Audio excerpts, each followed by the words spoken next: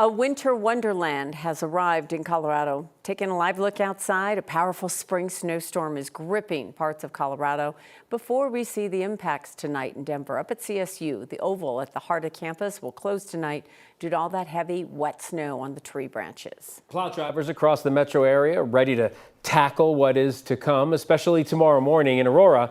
The city's Public Works Department deployed 23 snow plows today. They will continue plowing through tomorrow afternoon. Tomorrow morning's commute could be especially slick, so plow drivers are telling us they're going to focus on the main roads before they get to the side streets. Thanks so much for joining us at 5 o'clock, everyone. I'm Phil Lipoff. I'm Kim Christensen. The snow is expected to continue into tomorrow, so we're bringing you team coverage from what could be a historic snowstorm. Corey Reppenhagen is in the thick of it in Estes Park, but we begin with Chief Meteorologist Kathy Sabin with the latest on the conditions. Here we go.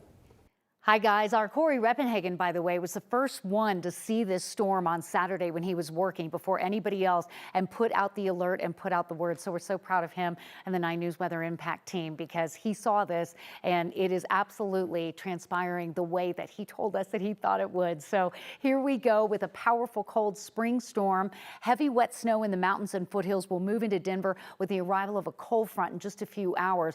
Part one of the story. Part two, skies clear tomorrow night. We go under a hard freeze. Outside, the rain is starting to flip to snow in Denver as the drive gets underway. We've had heavy rain all afternoon here, heavy snow in areas like Fort Collins all day, and in the foothills, the tree branches are weighted down by that wet, heavy snow. So please take care of your trees and the branches. We're worried about down power lines as Denver goes under that winter storm warning starting at 8, but the mountains are already under the warning for 1 to 2 feet of snow. Denver, 4 to 8 inches by midday tomorrow, but the mountains up to 24 inches. Estes Park already reporting 14 inches of snow, and now we're seeing that snow really fill in. Netherland, Red Feather Lakes, Estes Park, Boulder, Broomfield, down to Parker, Highlands Ranch, and Castle Rock. Castle Rock could see up to 10 inches of snow.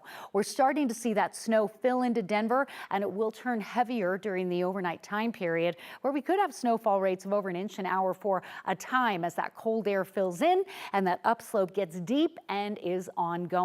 Snow continues through the morning drive, so businesses and schools may have closures or delays tomorrow. If you have to travel tomorrow morning, plan ahead, pay attention to the forecast, keep it tuned here to the networks of 9 News. Our Katie LaSalle and Jordan Knowles, and of course, they'll all be out and about tomorrow morning. Keely Chalmers as well, giving you updates on what you can expect tomorrow morning. Temperatures in the 30s with snow tonight. Coming up, another check of the radar. More on the weather impact alert and why it's extended out to Thursday in just a bit.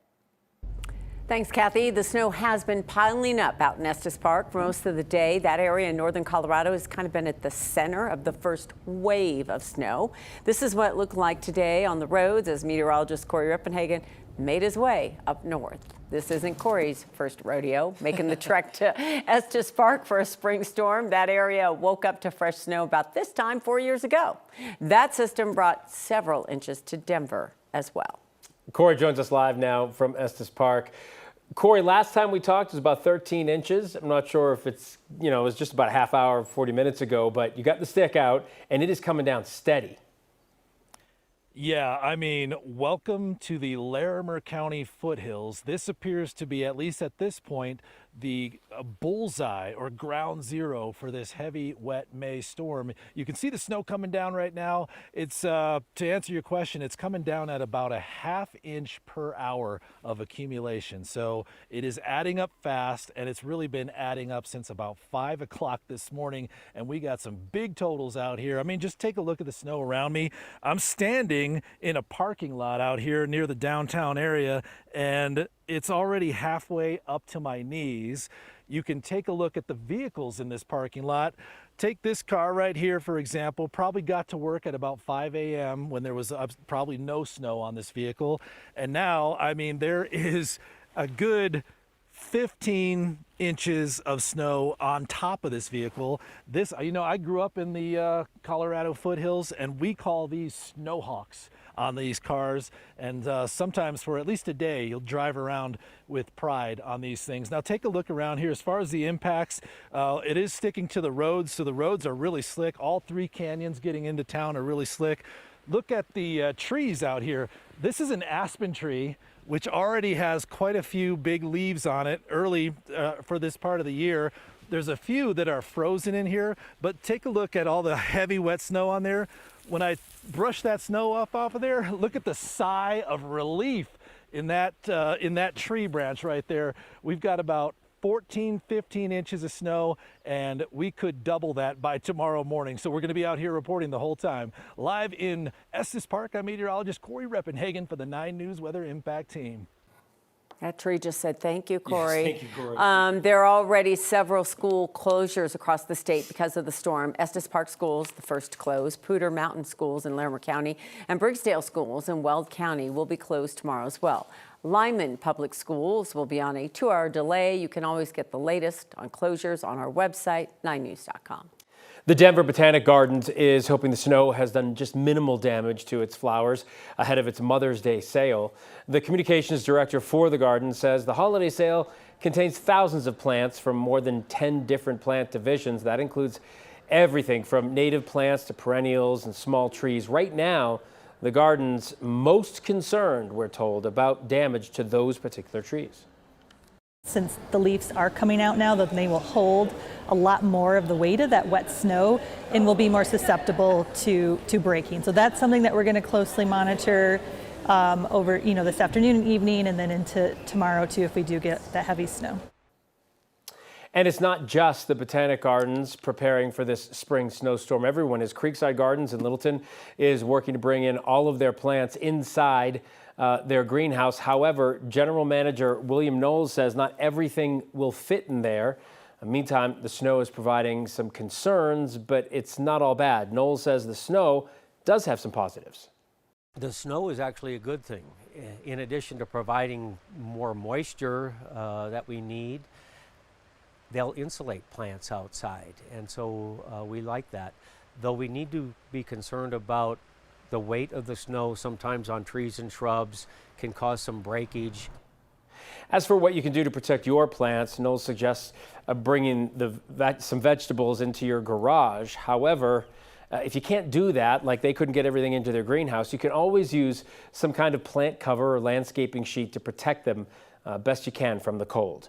And remember, you can keep up to date with the latest conditions with our streaming platform, 9 News Plus. Scan that QR code on the left side of your screen, and you can watch for free. The children of an Aurora dentist who poisoned his wife are suing him, his former businesses, and the company that sold him the cyanide he used to commit the murder. James Craig is serving life in prison with no chance at parole for killing Angela Craig in 2023. Now his 6 children are seeking damages. Kevin Vaughn from 9 News Investigates breaks down the lawsuit. On March 15, 2023, James Craig stepped out of a bathroom at University Hospital holding what prosecutors argued was a syringe loaded with cyanide. A short time later, Craig emerged from his wife's room to report she was in medical distress. Angela Craig died 3 days later of poisoning from cyanide and another chemical. We, the jury, unanimously and beyond a reasonable doubt, find the defendant, James Craig, guilty. James Craig is in prison, but now he, the Summerbrook Dental Group where he practiced, and the company that sold him the cyanide, Midland Scientific, are all facing a lawsuit from the couple's 6 children.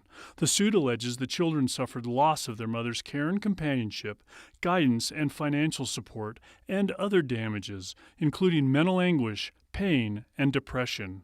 The suit alleges James Craig knowingly and deliberately poisoned his wife, that employees at Summerbrook Dental were negligent because they knew James Craig ordered cyanide from there but didn't immediately report it, and that Midland Scientific had a duty to verify that James Craig had a legitimate reason to buy the poison. He claimed it was for craniofacial reconstruction and electroplating of medical prosthetics.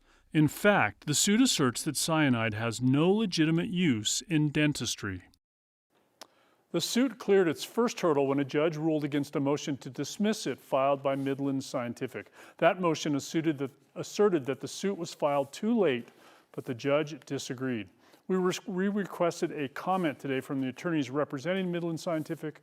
We have not heard back. Summerbrook Dental is no longer in business. It closed in 2023. And Craig, of course, is behind bars in the Colorado State prison system. Live in the studio, Kevin Vaughn, 9 News.